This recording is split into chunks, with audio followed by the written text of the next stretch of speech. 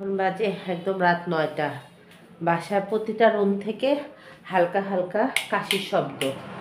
মানে মোট কথা যে বাসার সবার ঠান্ডা লাগছে, যে মাহিনের রুমে একটু করে জাস্ট 2 লাইন পরে আর 2টা করে কাশি দেয়। আমার তো ঠান্ডা একদম লেগেই আছে, কেন জানো? আমার এই বাসাটা না প্রচণ্ড পরিমাণে চতুর্দিকে খোলা, তো একদম 8তলা। একটু শীতও মনে হয় বেশি লাগে, ঠান্ডাটাও বেশি লাগে। তো যাই হোক, এতটা জোরালো হবে বুঝতে পারছিলাম না। পরের বাবা বললো যে না, বাচ্চাদের অবস্থা খারাপ হয়ে যাচ্ছে, তোমার অবস্থা তো এমনিতেই এই ভালো এই খারাপ, তো দরকার নাই। তো যাই হোক, এই যে আমরা একটু বসে দেখাই। যাই হোক, এই যে গিজারটা নিয়ে আসলাম, আরে ফেলে দিই। এটা হলো গ্লোসি, যেটা 45 লিটার, গ্লোসি 45 লিটার, যেটা হলো আরএফএলের। তো যাই হোক, এটা আমরা শনির আকড়া থেকে নিলাম, আমাদের বাসার কাছেও ছিল, বাট আমরা যেটা চাচ্ছিলাম মানে সিলভার কালার কোটের প্লাস কি যেন বলে কথাটা, জাহাঙ্গীর জিনা সাহেব ভালো বলতে পারবে। মানে আমরা যেটা চাচ্ছিলাম সেটা বাসার কাছের আরএফএল বেস্ট বাই ছিল না, পরে আবার শনির আকড়া যাইতে হলো। তো যাই হোক, আশা করা যাচ্ছে যে কালকে এটা দিয়েই সবাই গোসল করতে পারবো ইনশাল্লাহ, আল্লাহ যদি ভাগ্যে রাখে। আমার বাসায় যে ইলেকট্রিশিয়ানের কাজ করে, ইউনুসকে ফোন দিছিলাম, তো বললো ভাবি টেনশন করেন না, কালকে এসে ইনশাল্লাহ লাগাই দিব। মানে মনে হচ্ছে যে না হলে যে আমার আবার 2 দিন পর পরই শ্যাম্পু করতে হয়। দেখা যায় যে শ্যাম্পু করলে এরকম করে ঠান্ডা লেগে থাকতেছে। এই বয়স বাড়তেছে না, বয়স বাড়ার সাথে সাথে সব কিছু মনে হয় যে বেশি হয়ে যাচ্ছে। বড় ছেলের একই অবস্থা, বড় ছেলে ফ্লোরে মানে স্যান্ডেল পরতে চায় না। এই মাহিনকে পড়তেছো আব্বু? তোমার কি শীত লাগছে আম্মু? একটু হাই বলো তো বাবা। এই যে আমার বাবাটা সবসময় শুয়ে পড়ে আমার মতো, আমি ওর মতো থাকতে, আমি একদম মাস্টার্স পরীক্ষা দিছি, তাও আমার আম্মা বলতো যে তুই কি শুয়ে থেকে পড়া বাদ দিবি না? তা আমি বলতাম যে না, শুয়ে থেকে পড়লে আমার পড়া তাড়াতাড়ি হয়। তো আমার ছোট ছেলেটা আমার গুণ পাইছে, আমার বড় ছেলেটা এই যেখানে পড়তে বসছে। আমার আব্বুটারও পরীক্ষা। তুমি তো ফুল হাতা গেঞ্জি পরছো, মাহিন হাফ হাতা পরে একদম কেমন করতেছে দেখো। তোমার অন্ধকার লাগতেছে মা? আর এই ইয়াটা স্যান্ডেলটা পায়ের নিচে দাও। 17 তারিখ পর্যন্ত এরকমই চলবে। প্রার্থনার শরীরটাও যে খুব একটা ভালো তা কিন্তু না। তো যাই হোক, রাতে এখন সকালবেলা কি বলি, দুপুরবেলা তো খিচুড়ি খাওয়া হয়েছে, এখনো খিচুড়িও আছে। তো যাই হোক, আমরা খিচুড়ি খাবো না, ভাবতেছি একটু স্যুপ বা একটা রুটি, জাস্ট একটা ডিম পোস্ট করে খেয়ে নিব। আর খিচুড়ি যা আছে ওর বাবা ছেলের 3জনের একদম সুন্দর মতো হয়ে যাবে। ওরা খেলে বা যে যা খায় করে দিব ইনশাল্লাহ। এইগুলো আমাদের রাতের প্রিপারেশন। আসসালামাইকুম, আশার অঙ্গন থেকে আপনাদের সকলকে জানাচ্ছি অনেক অনেক শুভেচ্ছা। আশা করছি সবাই ভালো আছেন, আলহামদুলিল্লাহ আমিও ভালো আছি। মানে কথাই মনে বলতে পারতেছি না। তো যাই হোক, এখন বাজে, আলহামদুলিল্লাহ আমরাও ভালো আছি, এখন বাজে প্রায় 1:30টার মতো। তো আজকে সকাল থেকে না ভিডিও ধরা হয় নাই। কালকে তো যে রাতে বললাম যে গিজারটা নিয়ে আসার পরে, আসলে আমরা যারা ফ্ল্যাট বাসায় থাকি বা ছোট ফ্ল্যাট বাসায় থাকি, তারা হয়তো সবাই রিলেট করতে পারবে যে মানে ছোট বাসায় কোনো কিছু চেঞ্জ করতে গেলে, কোনো কিছু লাগাতে গেলে দেখা যায় যে অনেক হ্যাচেল পোয়াতে হয়। যেমন আমার গিজারটা সেট করতে হয়েছে এই সানসেটের উপরে, একদম এই অষ্টমীরাতে একদম ওই সানসেটটা ভর্তি আমার হাবি যাবে, কারণ আমি বাসা চেঞ্জ করে আসার পরে একদম বস্তা ভর্তি করে কি কি রাখা হয়েছে আমার নিজেরও খেয়াল নাই। তো যাই হোক, যথারীতি 9টা বা 9:30টায় মিস্ত্রি চলে আসছে।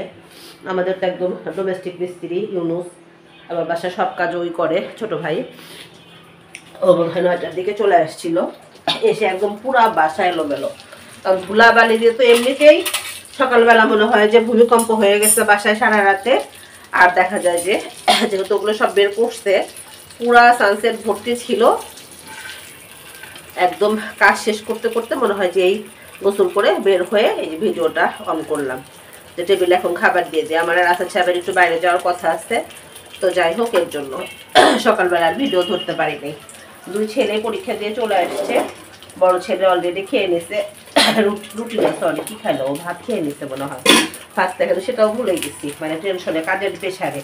আজকে আবার রান্নাঘরটা একটু ফিরোজাকে দিয়ে ক্লিন করালাম, মানে জানালাটা তো এ পর্যন্ত ওকে ধরাইছিলাম না, আমি করছিলাম। মানে উল্টা দিকে ক্যামেরা ধরলে অন্ধকার লাগতেছে, তাকে একটু বললাম যে না রে, জানালাটা একদম ঘোলা ঘোলা হয়ে যাচ্ছে, তা দেখি যেন বুঝতে পারছে।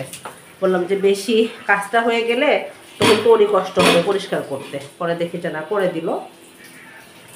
জানালাটা আশেপাশে একটু ডিপ ক্লিন হয় নাই, কারণ আমাদের যে 5 তলা এক ভাবি থাকে, ওকে যে কাজ করা উনি আগে থেকে করায়, যদিও বলা ঠিক না, প্রচণ্ড পরিমাণে কাজে আসলে ফোন দেয়। তো বারবার ফোন দিলে তো আসলে ওরও ডিস্টার্ব হয়, আমার বাসায় কাজ করা আমারও একটা বিরক্ত লাগে। এই তো যাই হোক, মানুষের কথা আর কি বলবো, বিবেক মানে এক একজনের জ্ঞান বুদ্ধিতে এক এক রকম, বলে আর লাভ নেই। তো ভাবতেছি যে খাবারগুলো টেবিলে দিয়ে দিয়ে যেহেতু একটু বাইরে যেতে হবে, এর জন্য মাহিন আসলেই জাস্ট বসে পড়বো। মাহিন এসে খিচুড়ি খাইছে 11টার দিকে, এখন তো মাত্র বাজে 1:30টার একটু বেশি।